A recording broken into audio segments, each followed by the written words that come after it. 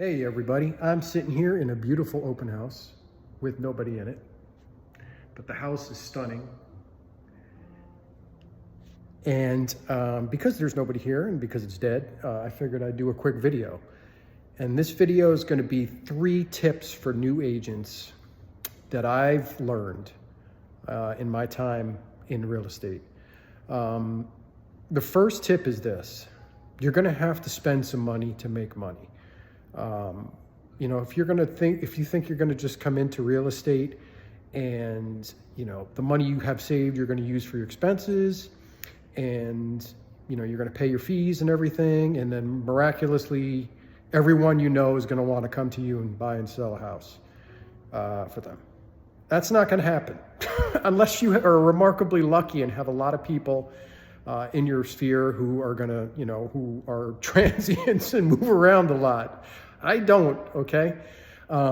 Just in advertising alone, I've spent probably close to $2,000. And I mean, that's most of my money spent advertising has been farming, which, like real farming, takes time. And, you have to kind of repetitively hit people with those postcards and with letters. And, I'm doing the jumbo postcards that get mailed out. I'm doing handwritten letters. I'm doing typed letters. I'm trying to add value, home physical, stuff like that. So, I've spent a lot of money on that. I did do some digital advertising.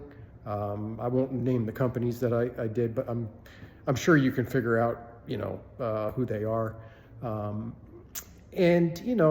That's cost some money, and it's going to take time. And, I'm going to have to spend more money before I start to see any results out of that. But you got to look at it this way. If you spend, $5,000 in a year on advertising and you get 3 sales out of that, I'll take that trade any day of the week.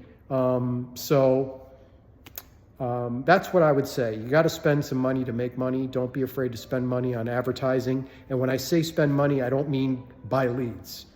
99.9% of those leads that you buy are going to be garbage. Okay. So save your money, spend it on strategic things like farming campaigns, maybe some tools to do some calling, things like door hangers if you're going to go door knocking and stuff like that. That's where I would spend my money, and it's going to take a little while for you to see results. The second tip is, I would say, don't be afraid to volunteer with the listing agents to do pretty much all of the grunt work for them, because, I volunteer for open houses. I volunteer to help those guys out, because a lot of them just made that turn from being like us, like they were waiting tables, and now all of a sudden they got their first role. And, some of them are still trying to figure out what it means to be a listing agent. And some of them, they're getting listings left and right. And they're like, I don't have time for, this buyer lead or whatever. So they're going to start to hand that stuff off to people.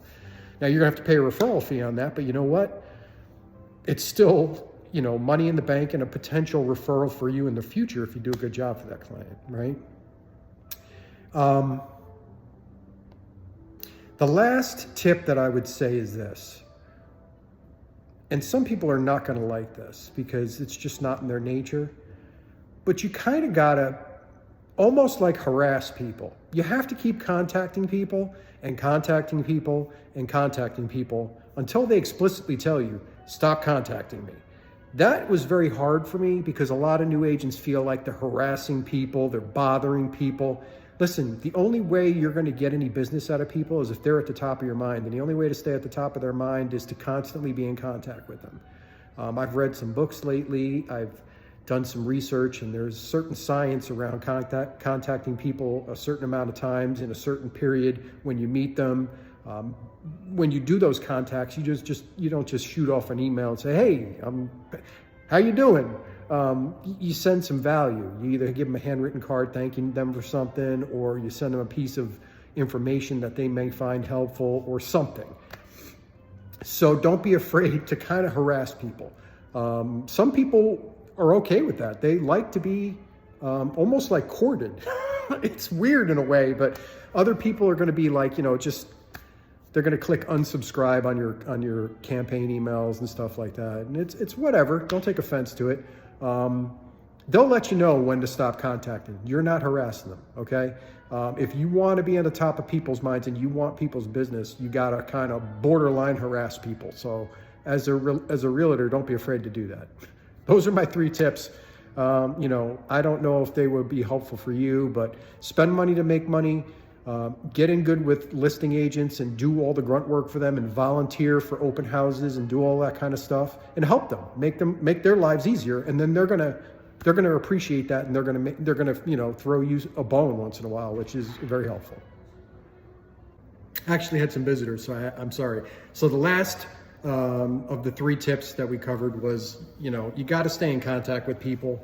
You're not harassing them. It may seem like you're harassing them, but they'll tell you to stop contacting them if they really don't want to hear from you. So hopefully those tips help you.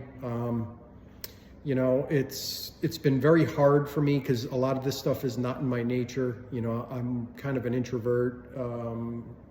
I fake my way through it pretty good, but you know, really not somebody who's what you would call a people type person. So don't be afraid to spend money either, because you're going to have to if you want to generate your own business. So that's it. Have a great day. Take care, guys. Bye.